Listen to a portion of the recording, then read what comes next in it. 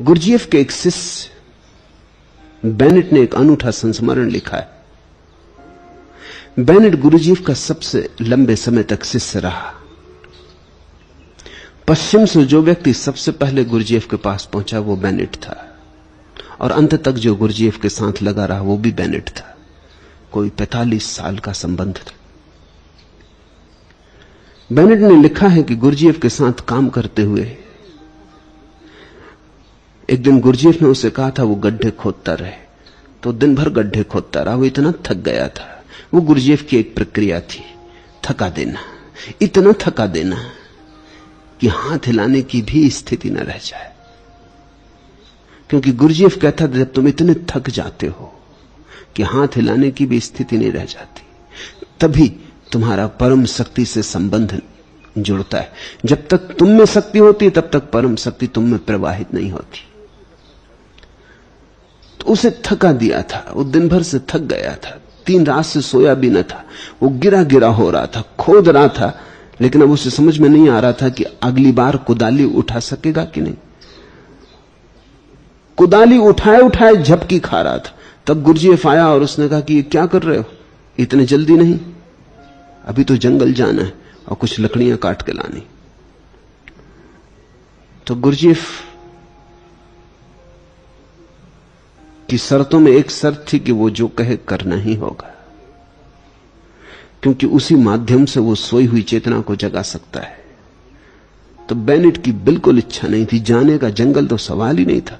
अपने कमरे तक कैसे लौटेगा,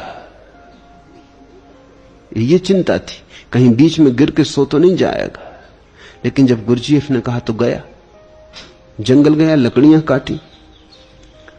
जब वो लकड़ियां काट रहा था तब अचानक घटना घटी।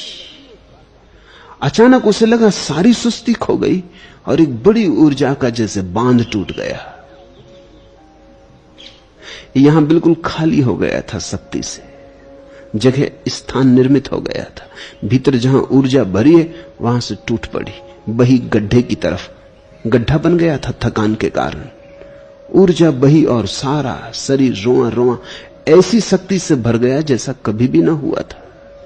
उसने कभी ऐसी शक्ति जानी ही ना थी। उस क्षण उसे लगा इस समय मैं जो चाहूं वो हो सकता है, इतनी शक्ति थी।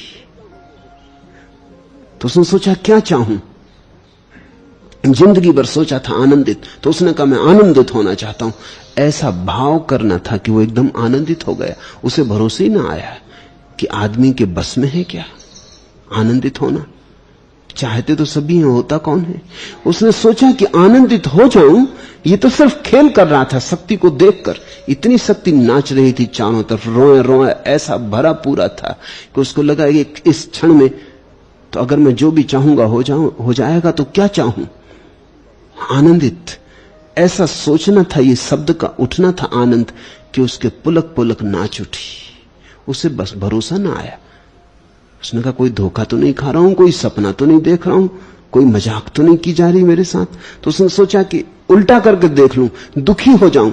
ऐसा सोचना था कि दुखी हो जाऊं कि एकदम गिर पड़ा। चारों तरफ जैसे अंधेरा छा गया, जैसे अचानक सूरज डूब गया, जैसे सब तरफ दुख ही दुख और दुख की तरंगें उठने लगी। वो घबराया कि तो मैं नरक में गिरने लगा, ये हो क्या रहा है। उसने कहा मैं शांत हो जाऊं। वो तत्क्षण शांत हो गया। उसने सब मनोभाव उठा के देखे, फिर तो एक एक पर प्रयोग करके देखा, क्रोध, घृणा, प्रेम, और जो भाव उसने उठाया वही भाव परिपूर्ण रूप से प्रकट हुआ। वो भागा हुआ आया। उसने गुरजीएफ को कहा कि चकित हो गया हूं। उसने कब चकित होने की जरूरत नहीं, चुपचाप सोचा। अब जो हुआ है इसे चुपचाप संभाल के रख, और याद रखना कभी भूलना मत कि अगर आदमी ठीक स्थिति में हो तो जो चाहता है वही हो जाता है। गैर ठीक स्थिति में तुम चाहते रहो कुछ भी नहीं होता। ठीक स्थिति में जब भीतर के तार मिलते हैं तो साधन और साध्य की दूरी खो जाती। इसको ही हिंदुओं ने कल्प वृक्ष की अवस्था कहा है। कल्प वृक्ष स्वर्ग में लगा हुआ कोई वृक्ष नहीं है। कल्प वृक्ष तुम्हारे भीतर की एक चैतन्य अवस्था है। बेनेट के उल्लेख से तुम समझ सकते हो कल्प वृक्ष का क्या अर्थ होगा। कल्प वृक्ष का अर्थ होगा कि जहां साधन और साध्य का फासला न रहा, जहां दोनों के बीच कोई दूरी न रही।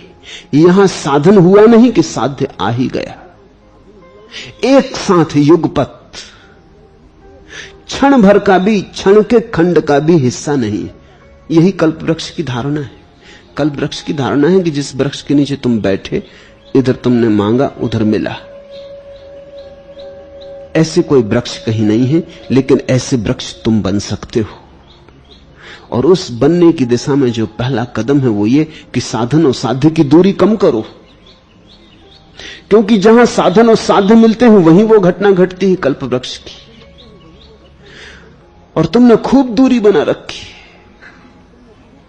तुम तो सदा दूरी निर्मित करते चले जाते हो। तुम कहते हो कल मिले, तुम्हें यह भरोसा ही नहीं आता कि आज मिल सकता है, अभी मिल सकता है, इसी क्षण मिल सकता है। तुमने आत्मबल खो दिया है। तुमने जन्मों जन्मों तक वासना के चक्कर में पड़ के, वासना का चक्कर ही यही है, साध्य और साधन की दूरी यानी वासना, साध्य और साधन का मिलन यानी आत्मा।